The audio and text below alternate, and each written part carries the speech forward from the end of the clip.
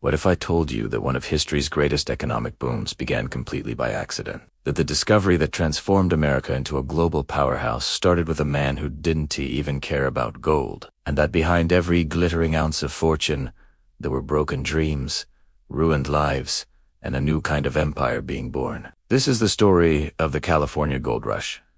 A moment in time when hope itself became a currency, and the promise of instant wealth reshaped not just a state, but the very soul of a nation. But the real story isn't the one you read in school books, because behind the shimmering rivers and the cries of Eureka lies a darker truth about greed, power, and how the thirst for gold changed everything. It's early 1848, in a quiet valley near the Sierra Nevada mountains. California wasn't even part of the United States yet. It was remote, wild, and far from the centers of power back east.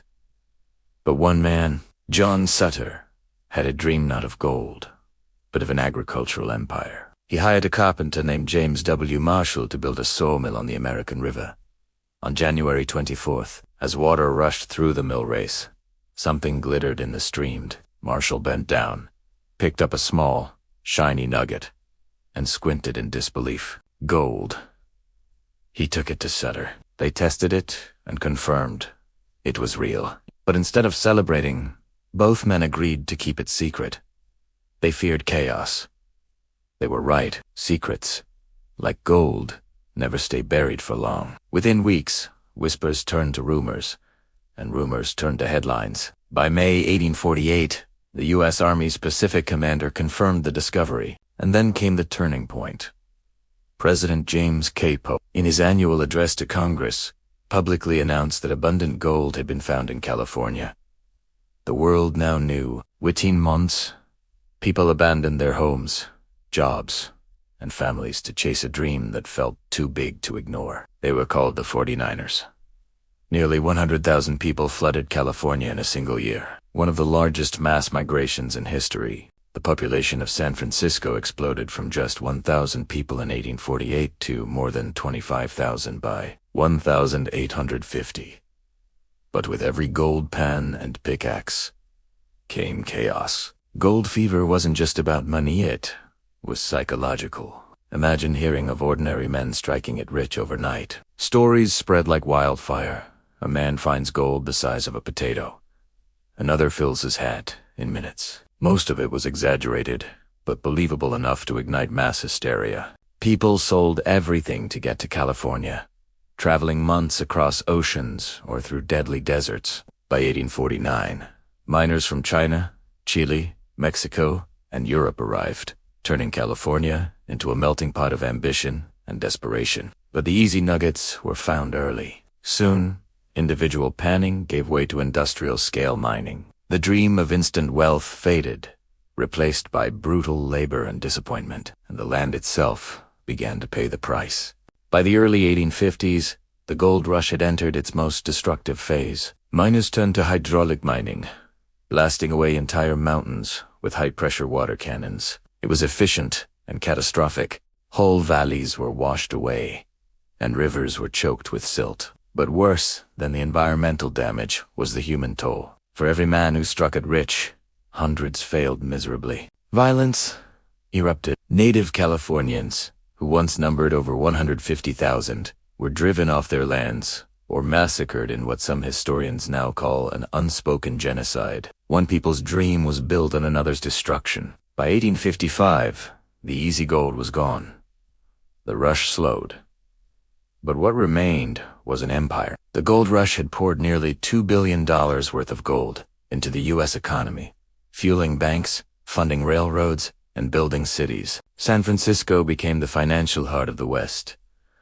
Merchants like Levi-Strauss made fortunes selling supplies, not mining. They learned a timeless lesson.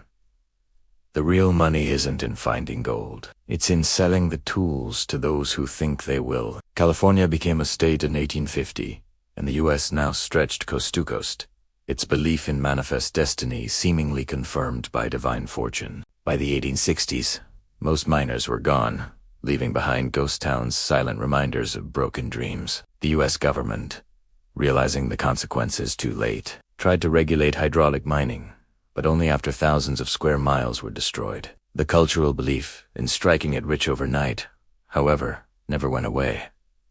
It evolved. The gold rush spirit reappeared in waves. The oil boom, the dot-com bubble, the cryptomania of the 2020s. Every time, it's the same pattern. A new frontier, a promise of quick wealth, a flood of dreamers, and a trail of ruin. The gold rush wasn't just history. It was a prototype for the American cycle of hope and heartbreak. Let's look at the data. During the gold rush, a single egg in San Francisco could cost the modern equivalent of $25. Today, in major cities, the average home costs 10 times the median income. Different century, same story. Speculation, scarcity, and the desperate pursuit of wealth. In 1849, men abandoned stable lives for a dream in the West. In the 2020s, millions did the same, chasing crypto, meme stocks, and AI startups. A few became legends.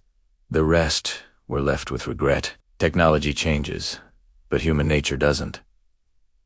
We are still haunted by the promise of easy gold, forgetting the cost of the environment, to society, and to ourselves. So what did the gold rush really give us? It built California, expanded the nation, and turned America into an economic superpower. But it also gave birth to something far more powerful. The modern myth of the American dream. The idea that anyone can rise from nothing and strike it rich. That fortune isn't earned, it's found. This myth has driven innovation, but it's also driven greed and collapse. The gold rush was both a triumph and a tragedy. It reshaped not just the map of America, but the psychology of its people. Here are 3 takeaways. First, wealth without wisdom destroys. Prosperity built to fast can tear societies apart. Second, the real winners sell the shovels. Throughout history, it's rarely the dreamers who profit, but the ones who build systems around them. And third, the rush never ends. It only changes form. The pursuit of instant wealth defines each era. The next gold rush won't happen in rivers or mountains. It will happen in code, data, and digital frontiers. It's already happening, and history is watching to see if we've learned anything. When the next rush begins, ask yourself, are you chasing gold or building something that lasts? Because gold always runs out. But what you create, your ideas, your integrity, your impact, those are the things that endure. If you found this story eye-opening, don't forget to like, share, and subscribe to Shadows of History YouTube channel, where we uncover the hidden forces that shaped history and still shape us today.